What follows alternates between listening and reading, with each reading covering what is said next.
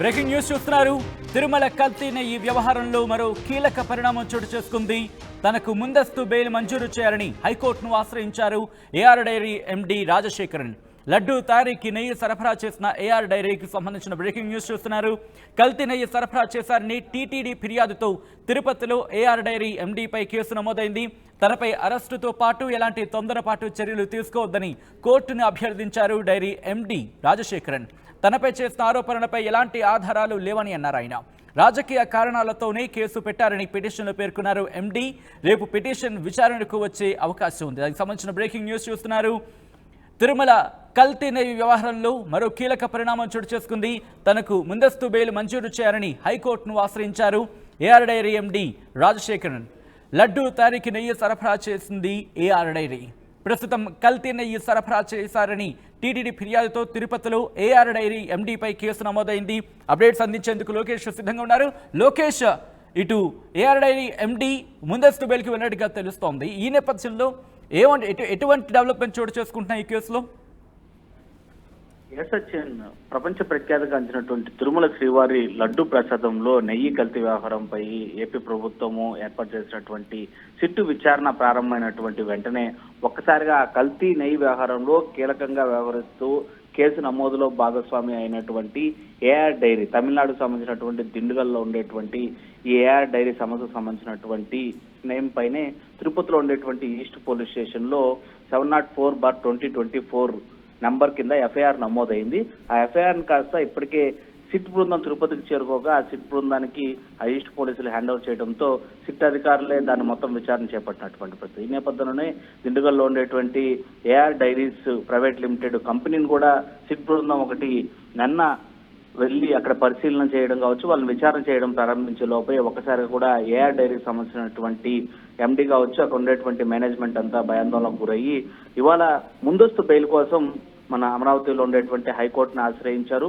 ఆ bail petition లో పేర్కొన్నటువంటి అంశాలు చాలా క్లియర్ గా కూడా కొద్దిగా ఆసక్తికర అంశాలుగా కూడా చెప్పొచ్చు. ఏదైతే కల్తీ నెయ్యి సరఫరా చేశారని టీటీడీ ఇచ్చిన ఫిర్యాదులో తిరుపతి ఏఆర్ డైరీ పైన కేసు నమోదు చేశారంటూనే తొందరపాటు చర్యగానే ఎలాంటి చర్యలు తీసుకోవద్దని అభ్యర్థిస్తూ ఈ పిటిషన్ దాఖలు చేశారు ఏఆర్ డైరీకి సంబంధించినటువంటి ఎండీ ఆర్ రాజశేఖరన్. నెయ్యి శాంపుల్స్ సేకరణ జరిపి దాన్ని విశ్లేషించడంలో food safety of standards authority చట్ట నిబంధనలను అనుసరించకుండానే ఆ రిపోర్ట్ ని తయారైనట్లుగా కూడా ఆయన పేర్కొనడంతో పాటు కల్తీ నెయ్యి ఆరోపణలపై తన నుంచి ఎలాంటి వివరణ కూడా తీసుకోకుండానే, అంటే కేసు నమోదుకు ముందు జరిగినటువంటి వాస్తవాలేంటి అవాస్తవాలేంటి అనేటువంటి విచారణ సైతం కూడా తన పైన చేపట్టకుండానే, తను పిలిచి కనీసం విచారణ కూడా చేయకుండానే డైరెక్ట్ గా ఎఫ్ఐఆర్ బుక్ చేశారని ఆ పిటిషన్ లోనే ఆయన పేర్కొన్నారు. తనపై చేసిన ఆరోపణలకు ఆధారాలు ఏవీ లేవని, రాజకీయమైనటువంటి కారణాలతోనే కేసు పెట్టారని ఆరోపించిన ఆయన తన్ను పోలీసులు అరెస్టు చేస్తే పూడ్చుకోలేనటువంటి నష్టం జరుగుతుంది, అంటే ఖచ్చితంగా ఎలాంటి ఆధారాలు లేవు అనేటువంటి ఒక హెచ్చరికని కోర్టు పిటిషన్ లో తను పేర్కొనడం అనేది ఇది కీలకమైనటువంటి అంశంగా కూడా చెప్పాలి. ఆధారాలు లేకుండా తన గనక అరెస్టుకు పాల్పడితే మాత్రం తర్వాత కోర్టు ముందు వాళ్ళే ప్రశ్నార్థకంగా మిగిలిపోతారు అనేటువంటి ఒక లైన్ కూడా తన పిటిషన్ లో యాడ్ చేసినట్లుగా కూడా తెలుస్తుంది. వీటన్నిటిని పేర్కొంటూనే ఖచ్చితంగా ఆధారాలు లేనటువంటి ఈ కేసు కనుక తనకి ముందస్తు బెయిల్ ఇవ్వాలి, అరెస్టుకి తన మినహాయింపు ఇవ్వడమే కాకుండా కోర్టు వారి ముందు వివరణ ఇచ్చుకోవడానికి కూడా తనకు అవకాశం ఇవ్వాలని చెప్పి కోరినటువంటి రాజశేఖరన్ పిటిషన్ ను రేపు ఉదయం కోర్టు విచారణకు స్వీకరించినట్లుగా కూడా తెలుస్తుంది.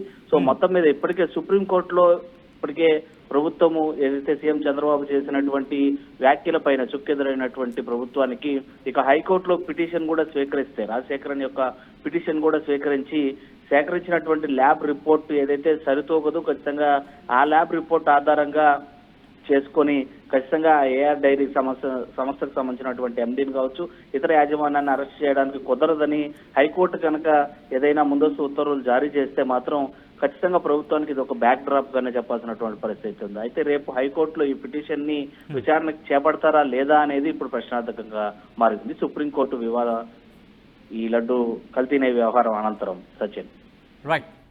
రైట్ లోకేష్. సో మొత్తంగా అయితే మాత్రం తిరుమల కల్తీ నెయ్యి వ్యవహారంలో మరో కీలక పరిణామం చోటు చేసుకుంది. తనకు ముందస్తు బెయిల్ మంజూరు చేయాలని హైకోర్టును ఆశ్రయించారు AR dairy MD Rajasekaran. Laddu తయారీకి నెయ్యి సరఫరా చేసింది ఏఆర్ డైరీ.